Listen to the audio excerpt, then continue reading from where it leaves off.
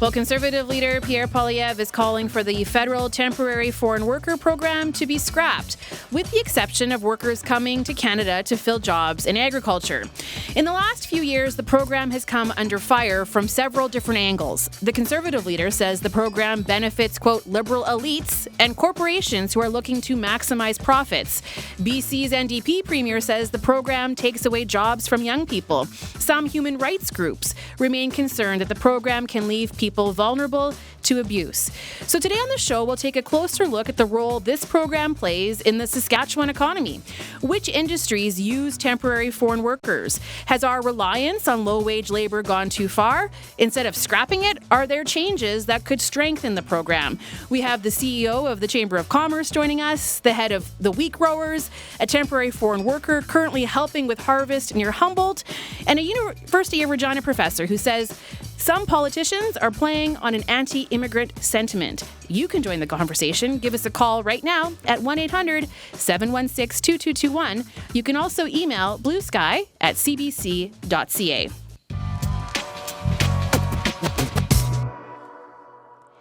Prabha Ramaswamy is CEO of the Saskatchewan Chamber of Commerce. I connected with her earlier and started by asking for her thoughts on Pierre Poilievre's call to scrap the program. Well, the temporary foreign worker program most certainly is no longer serving the needs of Canadians. And when I say that, I mean, in particular, we've been challenged by the bureaucracy and some of the other things associated with the program. And it's some of the unpredictability of the program as well. But having said that, it's really important for me to remind the audience that our members, our businesses across Canada and in our province are actually reliant upon some fashion of a program like that, because it does help us fill workers who are needed in the seasonal sectors and seasonal industries, as well as those sectors and industries where we experience chronic shortages. So to put this in perspective, Leah, employers and businesses in the last quarter of 2024 have reported 587,000 vacancies. And it's really important to remember that 1/3 of the jobs that are advertised are actually low-skilled labor positions. And the interesting fact is Canada is one of the most educated countries out of OECD, reporting about 63% in tertiary education. And what that means is they have the most number of people with a university, college, or trades training. So that, just to put that in perspective. I just want to better understand the landscape here. So we're going to hear from wheat growers in a moment who are calling for a totally separate stream. And I think a lot of people are curious about how in Saskatchewan the temporary foreign worker program is used. You might go to a large coffee chain or to a large hardware store and assume that most of the workers there are temporary foreign workers. Give us a better sense of how this program is currently being used in Saskatchewan. So I think technically, there are a couple of streams. One would be sort of the seasonal stream where people come in. I'm going to use the example of, they work in agriculture, they pick fruit, and then they go back. There is another stream where people stay here longer, and it's generally been to address the shortages, the chronic shortages in certain sectors, and in particular, hospitality and restaurants, and where they're allowed to stay for a year. Now, there's been a business group called Business Liaison Group in Canada that has hundreds of businesses that are part of it that have been calling for immigration reform in general, and it includes a temporary foreign worker program. And so, they've built out a bit of a proposal and proposed some solutions that still kind of tackle the issues within these two streams, but are changing some of the details around it. How do you respond to someone like Conservative leader Pierre Poilievre, who says the temporary foreign worker program is taking jobs from young people, that it's only serving the corporate elite so that corporations can maximize profits? How do you respond to that? So a data point that I want to throw out there is in terms of how many temporary foreign workers we have in Canada. As of 2024, it's about 190,000. And that is less than 1% of our total labor pool in Canada, which is approximately 21 million. Do you have Saskatchewan numbers? Just thinking about our province, what would be the percentage here? Unfortunately, I don't, but if I can provide that to you later, I will. So you think about the grand scheme of things, it's a very small percentage, right? I'm so sorry. And when we look at the jobs that the temporary foreign workers are being employed for, it is, like I said, the low-skilled labor, the labor of positions that a lot of Canadians and permanent residents do not consider as desirable. So when you do bring in a temporary foreign worker into the province or the country, I mean, they go through a process of labor market impact assessment, which is a process by which you determine whether there's a Canadian or a permanent resident who could qualify. What do you say to young people? Because this is the other side of it, that some young people say they're really struggling to get into the job market, and we know that our unemployment numbers are higher. So how do you respond to that criticism? And I'm going to use anecdotal examples on this one, and I've heard it from many communities, but it's also about some of our young people need some flexibility around the jobs they're looking for because they've got some other things going on in their lives. And so some of these barriers are in terms of the kinds of jobs they're looking for potentially, and what are the expectations around hours and how often and those kinds of things. So what would you like to see going forward that would serve businesses in Saskatchewan? We don't have a ton of time to go into all the details, but if we were to make revisions to make a program that brought in temporary foreign workers to serve Saskatchewan's needs, what do you want to see? Because the Liberals have said that they've made changes, that they've reduced the numbers, but what do you want to see from a Saskatchewan perspective? Our businesses are asking for this program to remain in some form of fashion. Does it need to be reimagined? Does it need to be fixed? Yes. So we need some source of labor supply for our businesses here. And I just want to say one more thing. We are a country that's going to be reliant on immigration, and our immigration system needs to be reimagined because by 2030, 1 in 4 Canadians would have hit the age of 65 and older. Our fertility rates are at 1.28, and we need 2.1 to replace tax-paying base. So we're always going to be reliant on immigrants, and it's a matter of how do we make sure our labor pool, our supply of labor pool, through immigration matches what the demands are for our businesses and our communities and our province. So without getting to details, yes, we absolutely need to have a reimagination, re-engineering of the entire system. It's always good to talk to you, Prabha. Thank you so much for your time. Thank you for having me. Prabha Ramaswamy is CEO of the Saskatchewan Chamber of Commerce. What do you think? Give us a call today, 1-800-716-2221. You can also email bluesky@cbc.ca. Andrew Stevens is an associate professor in industrial relations and human resource management at the University of Regina. He has spent some time researching the temporary foreign worker program in Saskatchewan, and he joins us right now. Andrew, welcome to Blue Sky. Thanks for having me on the show. Yeah, I'm wondering what your initial reaction is to some of what our CEO of the Chamber had to say there. Yeah, I think it's pretty consistent with what we've heard from business groups for the last at least decade or more in terms of the value of the temporary foreign worker program specifically and other migrant worker streams in terms of meeting the bottom line of businesses and certain industry groups across the country and certainly here in Saskatchewan.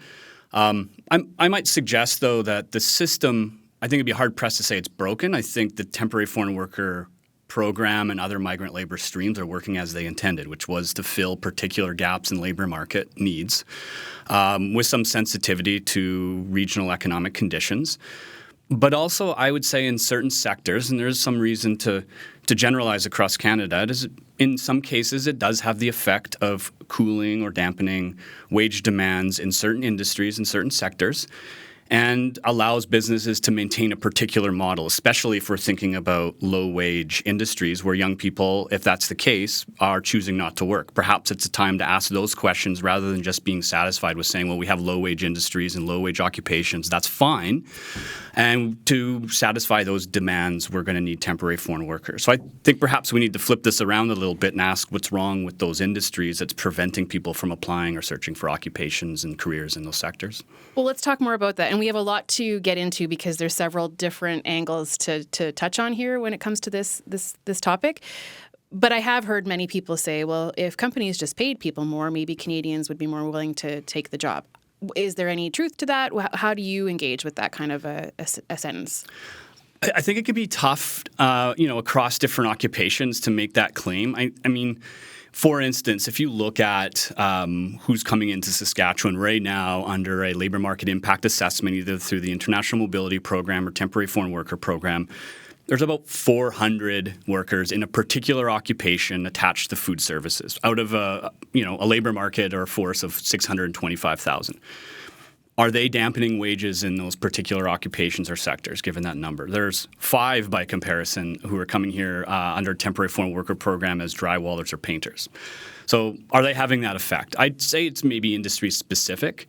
I've been researching the food service industry specifically and these questions, and I don't think it's all that clear to say with confidence that Canadian workers are being denied entry into food services, which is an important platform career or platform occupation in which to build a CV for young people. I don't think it's as easy as saying, yes, foreign workers are excluding or creating the conditions to exclude. So I think it depends. But if we're banking on regional wage rates and existing models of paying workers at or around minimum wage, then there's good reason for local workers who can't afford to live on those wages to look elsewhere or to go back to university or look in other sectors. So I think it depends on where you are in Canada. Saskatchewan might be a totally different reality. Small town Saskatchewan would be even different than the provincial average compared to Calgary, Edmonton, Vancouver, or Toronto, where most permanent residents, immigrants, and temporary foreign workers end up. So I think it really depends, and it'd be difficult to make these broad generalizations. So it makes sense that someone like Premier Eby in British Columbia might be concerned about the realities in the Lower Mainland. That might be a very different reality here in Regina or Balgonie, for instance. Mm-hmm. Well, we'd like to hear from people today, hoping to hear what it's like in your community. How are you seeing the temporary foreign worker program used? Perhaps you run a business. Give us a call today, 1-800-716-2221. You can also email bluesky@cbc.ca. Marilee sent us a note, which is similar to the question I just asked you. I'll just read it here. Marilee says, I just read on CBC that small businesses cannot find Canadians to work at $40 per hour. I expect immigrants would. Do you want to pick up on that? Just kind of adding to the conversation we're having and Marilee pointing that out. What are your thoughts? I think there's some truth to it. Just for context, though, we might see someone coming through, say, the International Mobility Program who is an engineer or an expert who, for one reason or another, is here on an inter-company transfer, would be considered as a migrant worker. I think they're very different than, for instance, I had interviewed workers in food services who had come from the Philippines. And what was startling about them is that many of them had advanced degrees in engineering, communications, broadcasting, actually, and they wanted to come to Canada because they could make more working in McDonald's or in a fast food establishment. And the uncertainty of these closed work permits really pressures workers to work hard, to save, to remit money back home to family members, perhaps not to complain when they're exploited or when their occupational health and safety or employment standards rights are violated. They do certainly pursue those rights, but they might be more likely to turn the cheek where their status in Canada is in jeopardy. So that precarity can create the conditions where, well, I don't want to be sent home. I need this job. It's paying more than what I might be able to make in my home country for whatever reason. Then you create conditions where they become a compliant workforce who's willing to work for what is considered to be a lower wage. So it can create those conditions, and those are lived realities. I think the question is that a generalizable claim across Canada as a whole? And I know they do suffer all sorts of vectors of exploitation, whether it's being forced to pay for the job, which is illegal. They might be taken advantage of by immigrant recruiters, immigration consultants, and then the employers when they get here. So all those different obstacles would create a workforce that is, or could be, very compliant and, again, willing to work in low-status, low-wage occupations where others might not. I want to ask you about why you think Conservative leader Pierre Poilievre came out with this right at this particular moment. Wanting to scrap the program entirely. We're in a moment where we are seeing a lot of labor action, right? I think even it's important to point out that the federal NDP lost a lot of support in the last election, and I think workers are looking to who they might support in future elections. And so I'm just wondering if you can speak to that, the moment that we're seeing, and if Conservative leader Pierre Poilievre is trying to speak to the common worker right now.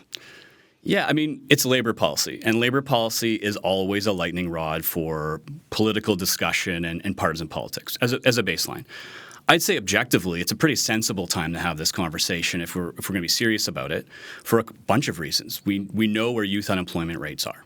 We know about the uncertainty facing the Canadian economy at large, given what's happening with Trump and the tariffs and basically a war on Canada's economy south of the border. So it makes sense. It certainly makes sense if we're seeing labor market conditions in the big cities where the voters are making demands and where those economic realities might be very different. And so I think politicians should be talking about this. My worry, though, based on what's been said, is that there's caveats. In other words, we want to scrap this, so there's political posturing. However, we need agricultural streams. Well, we already have those. So we're okay with low-wage, exploitative agricultural conditions. That's fine. Or we might have other carve-outs in the temporary foreign worker program for maybe a broadened class of occupations. We'll be okay with exploiting those workers and allowing wages to be suppressed or for businesses to maintain their status quo. So that's where the politics comes in. Is this really about a labor market policy that's about empowering workers, about decidedly changing particular industries like food service and hospitality to move away from this low-wage model? I don't see that. And so I think it's a sensible time. We should be talking about this. I was actually quite startled during the thick of the pandemic when employers throughout Canada were asking for expanded access to temporary foreign workers, even though we had double-digit unemployment rates. So I think that would have been a better time to ask these questions, but politicians were actually pushing the federal government at the time to expand the number of migrants coming in. So these are political questions, but I think demanding a review of this program and what effects it holds on Canadians, now is as good a time as ever. I want to pick up on a word you used, exploitative. Is it always exploitative, or when is it effective to bring in temporary foreign workers? We will be hearing the perspective of some wheat growers and how they use temporary foreign workers during harvest, but I'm wondering if you can elaborate on that. What makes you use that word, and is that always the case? No, I don't want to use the whole so-called bad apples analogy because I don't think that works, but the system itself is set up that it would facilitate or allow for a pretty easy exploitation of those workers. And what I mean by that, for instance, in cases I've reviewed here in Saskatchewan as an example, you have a worker who comes over with the promise of job X, and they might come through any number of programs. It might even be the Saskatchewan Immigrant Nominee Program. And they show up in their workplace, and maybe that job's not there. And then that employer says, well, you're going to be doing this other job, which is outside of the permit that you have, and you're going to do it, and you're going to accept it, and maybe there's less pay involved. Or you can get deported. Is that every employer? Absolutely not. And in fact, of the hundreds of thousands of employers that are accessing this system, I would never say that all of them are. I don't think there's any reason to believe that, but it exists. And we can see that in some industries, if you talk to people who advocate and work with labor lawyers and others, work with temporary foreign workers specifically, we know that their doors are constantly swinging open with workers coming in to talk about these cases. And so that means maybe we need to look at the labor enforcement component at the provincial and federal level. But I'd never say, and I think there's no reason to believe that every employer who's bringing them in is exploiting that system or instrumentally trying to suppress wages. I don't think that's the case. The question is, overall, is it having particular effects, and what policy objective are we trying to serve? So those cases are real, and they're awful to read and to learn about, and they are frequent. it doesn't mean that every employer is bringing over a temporary foreign worker for nefarious reasons. Can you tell us a bit more about how you're conducting your research? So you mentioned that you've talked to several workers from the Philippines, that you've been scanning different reports. Just exactly what are you doing to do this kind of research?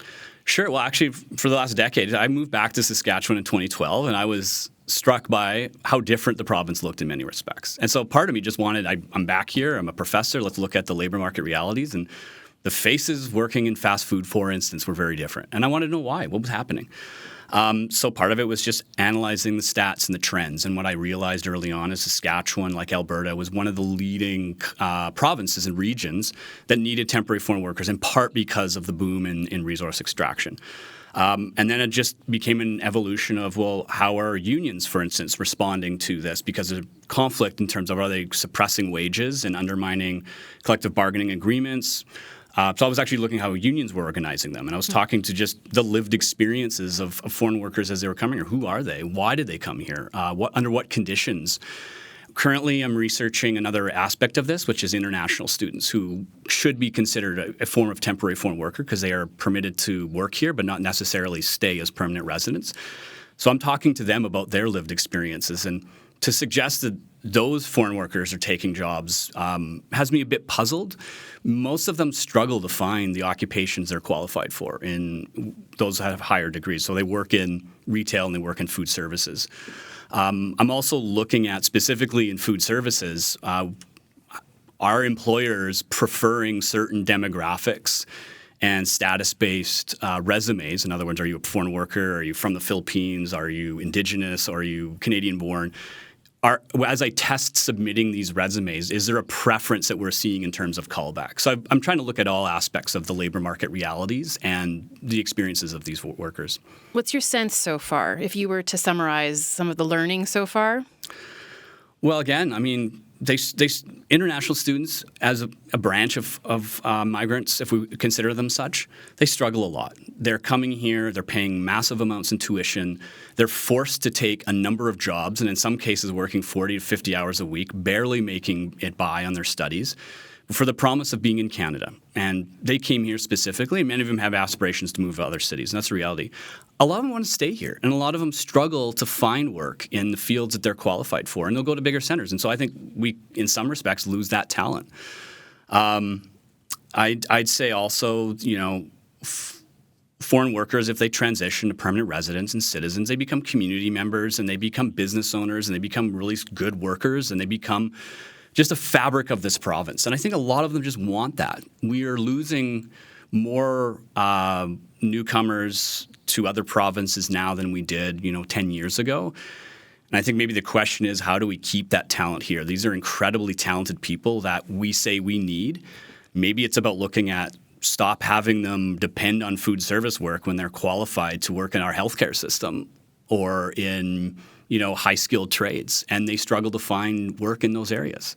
So their struggles are the same as any Canadian worker that I see in my classroom or in the labor market who I've spoken to. I'm Leisha Grubinski. You are listening to Blue Sky here on CBC Radio 1. Do you have a business in rural Saskatchewan? Have you had trouble finding workers? Do you know businesses who've had to rely on temporary foreign workers to operate? We'd love to hear from you today. 1-800-716-2221. You can also email bluesky@cbc.ca. We're talking about this because Conservative leader Pierre Poilievre is calling for the federal temporary foreign worker program to be scrapped. And so we're wondering what you think. Again, 1-800-716-2221. You can also email bluesky@cbc.ca. Kenton Posberg is with the Wheat Growers. This is a voluntary farmer-run advocacy organization. And its growers' reliance on temporary foreign workers has grown over the years at a pretty rapid rate. The organization is calling for a separate stream within the temporary foreign worker program. I caught up with Kenton earlier.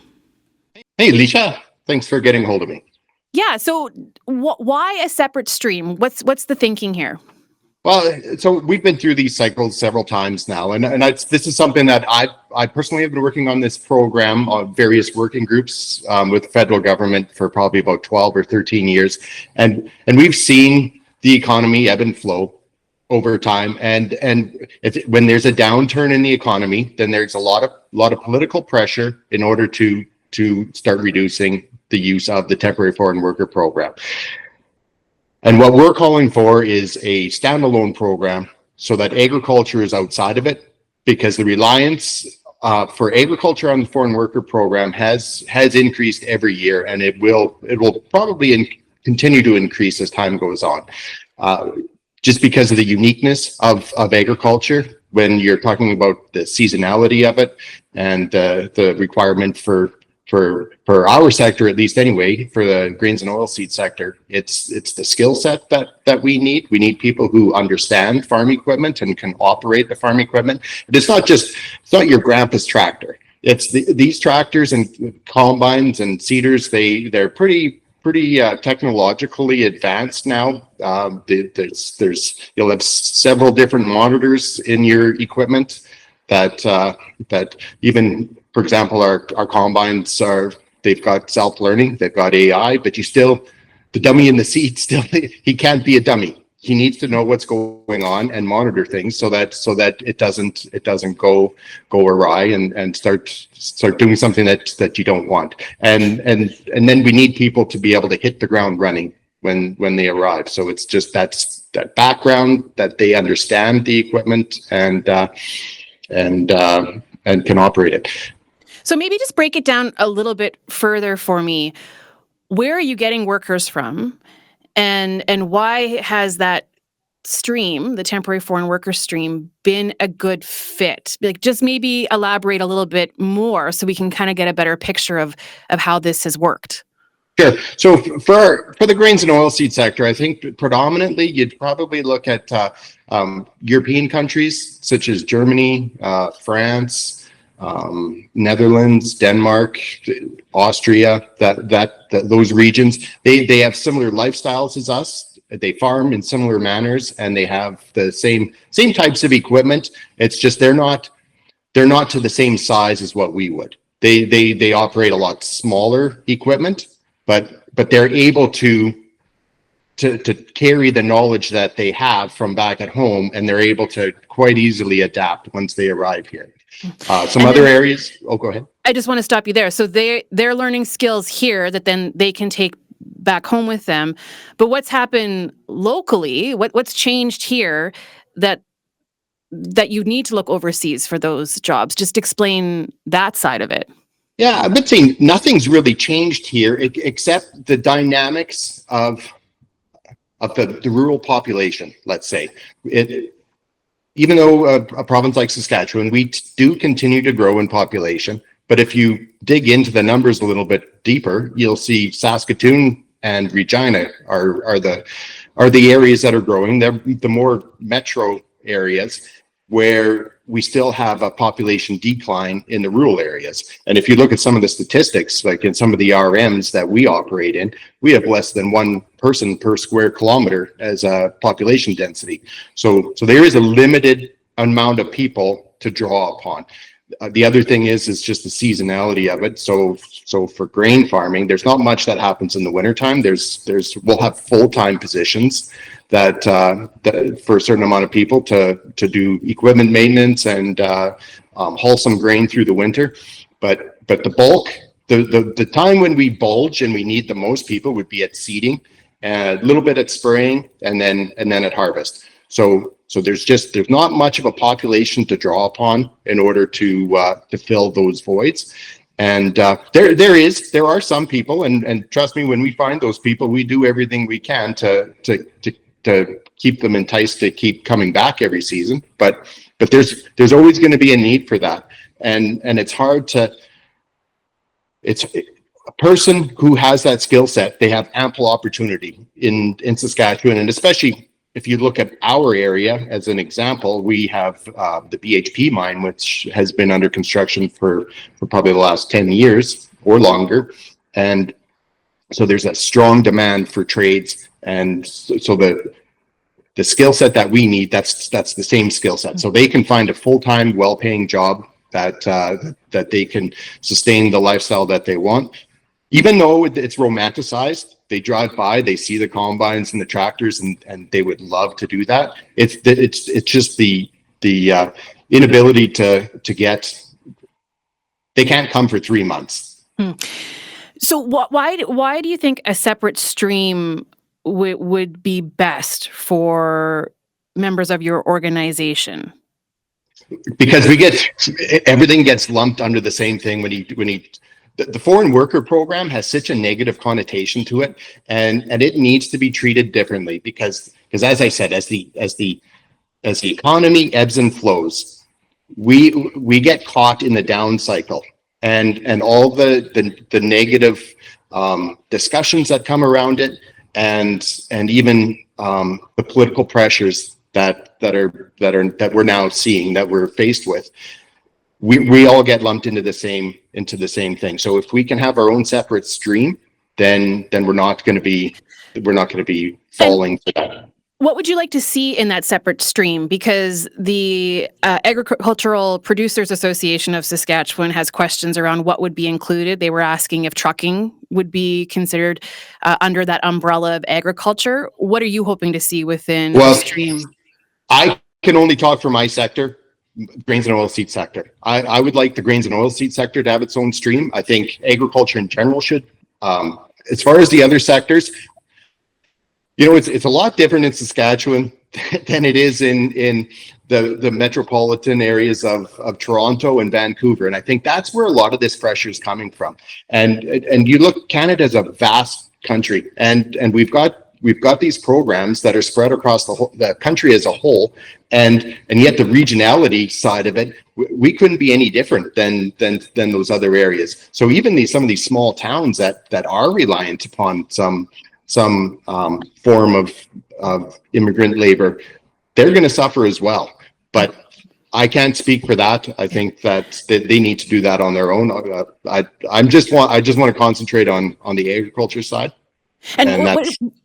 Yeah, that's fair. What do you think it would need to be included in that stream to make sure that it's properly regulated, that workers aren't taken advantage of? What are the checks and balances that you think would be essential? Well, I think right now what we have in place, so in the foreign worker program, agriculture does have its own stream outside of the foreign worker program, but it's under the umbrella of the foreign worker program. So if we just call it the agriculture and agri-food program, then and its own program on its own, then it's not going to fall under these same pressures. So my thoughts would be anything related to agriculture, especially production agriculture, and I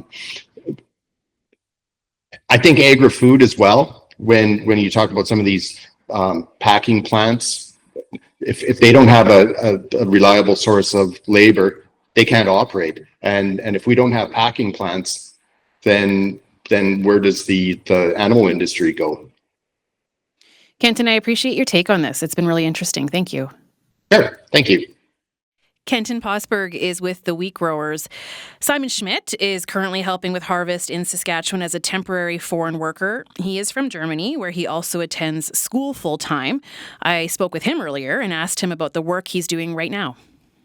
Yeah, right now I'm working at Parkland Ventures here, and I'm hired as an equipment operator, and I'm here for 3 months and this is going to be for harvest season, and I'm operating the combine, but I'm allowed to drive a semi here, so I got a semi license from home, and this works out here as well.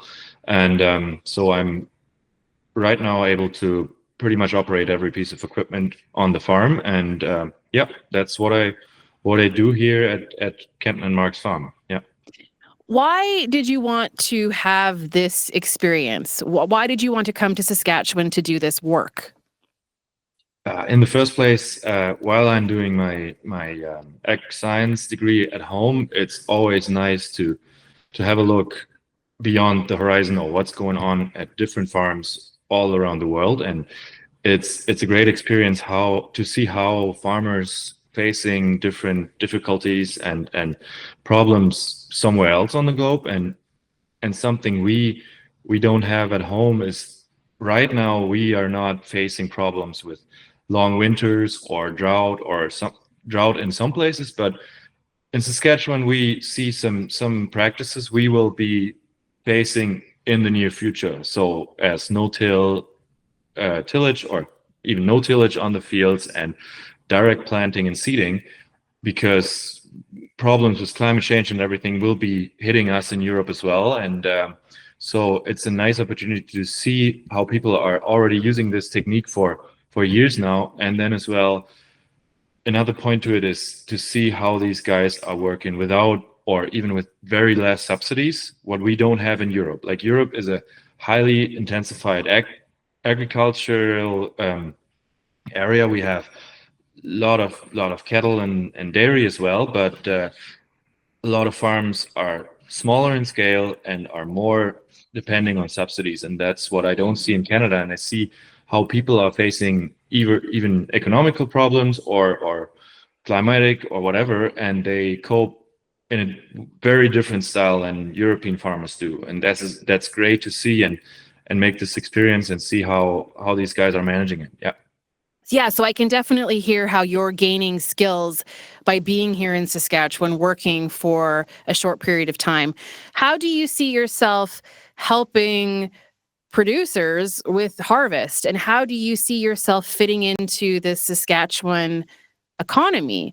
You know, I think part of the reason why we're talking with you is that grain growers say they need help from people like you who are coming from Europe for a short term. So how do you see yourself fitting into the economy here?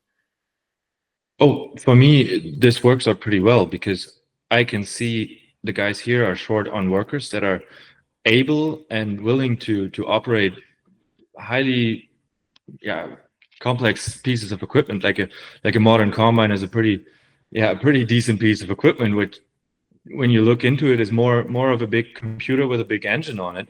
And that's something I did before. Like, before I started school, I worked 2 years at a European contracting service. So I operated this piece of equipment before in a smaller scale, but by the end of the day, it's pretty much the same. And I can help these guys here, especially right now while I'm still attending school, because the harvest back home is way earlier finished than here. And my school break is starts right after harvest at home. So I can help out some friends at home at their farms, then do my university exams, and then come here, have my university break used up for working here. And then I can earn some money, bring that home, and as well help these guys when they're short on workers and they have their harvest. Yeah. Do you feel like you're paid well for the work that you're doing? Yes. What about your colleagues? You know, you said that you noticed that there is a shortage of people to do the work. The people who do surround you, do most of them come from other countries? What's the makeup of the employees who you work with?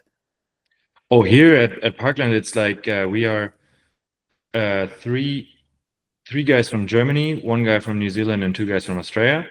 2 guys are working as that's only the foreign workers. They have a crew of Canadian workers here as well. They are here all year round, and they are doing like the part managing part. Like, one guy is the main parts guy. He's taking care of that all the shop equipment is well up and we can use it when it's harvest time. And then some other guys taking care of the bins of the yard and doing trucking as well. But that's pretty much what we're seeing here. And we're just a few international guys, but the rest is a Canadian crew here. Yeah. But how important do you think you and the other international guys are as temporary foreign workers to Saskatchewan's agriculture industry? Like, how important do you think you guys are? Well, I can only see it from a European point of view, because here there are lots of people that are willing to work. They're willing to work in agriculture, but there's just a short period of time where you need that high of workforce. Like, you need at least a double amount or close to the double amount of work power while harvest and while seeding. But there is no one that will be just having a job for 4, 5, 6 months a year.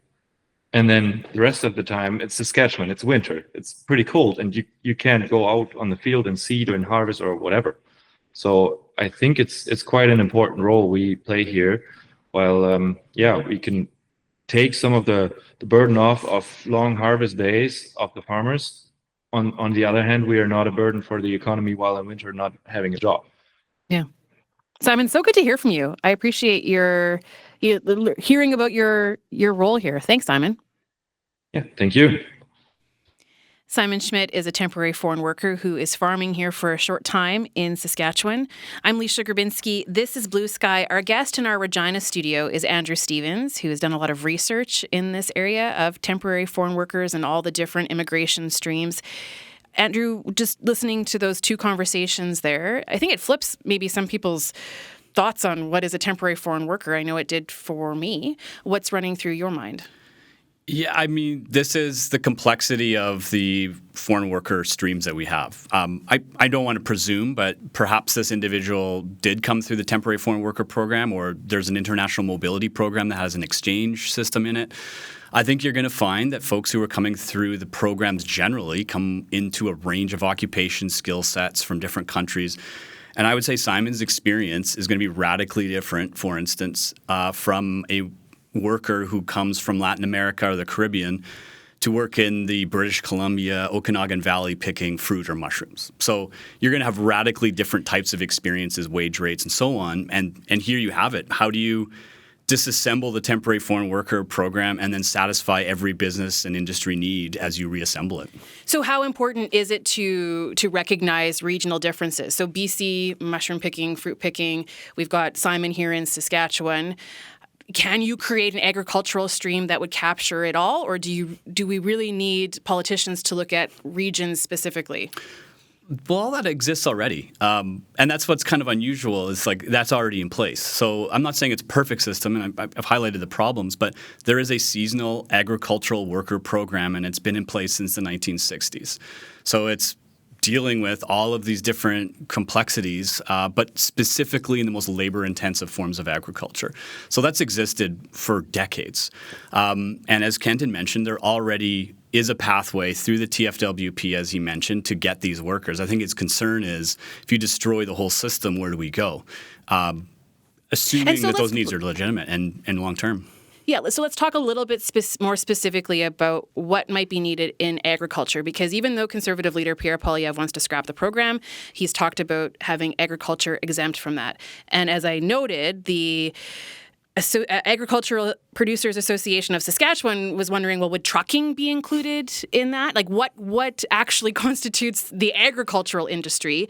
And I know that the trucking industry has been mired by some issues there. We did a podcast several months ago about some companies taking advantage of newer immigrants. So what are your thoughts on that? I think those approaches have already been put into place. We certainly see them under the Saskatchewan Immigrant Nominee Program, which is yet another stream kind of yielded to the provincial government, in which you're sensitive to the complete nature of a particular industry and need. So it's not just occupation specific, but certainly every industry is different. Some are inherently seasonal. You might say the same about hospitality, in which you have cities and communities in which there's a peak tourist season and you need more workers serving ice cream than you do in the winter, and therefore there's a seasonal nature to that also. So I might suggest this. Rather than saying, we're going to take a hatch to this whole system, and by the way, there's more workers coming through the International Mobility Program, which is a foreign worker stream, than the TFWP, start the other way, which is, can we evaluate and assess whether or not the program is deteriorating working conditions, marginalizing permanent residents and Canadian citizens, putting definitive downward pressure on working conditions and wages, and maybe work the other way, which is what industries perhaps don't need this? Or is there a more robust regional assessment, which actually does exist in certain provinces already? Let's go to a caller. Shannon in Saskatoon is on the line. Shannon, welcome to Blue Sky. Hi, Leisha. Thank you. I want to introduce a different perspective and just actually responding to what Andrew just said about marginalizing Canadian citizens in the workforce.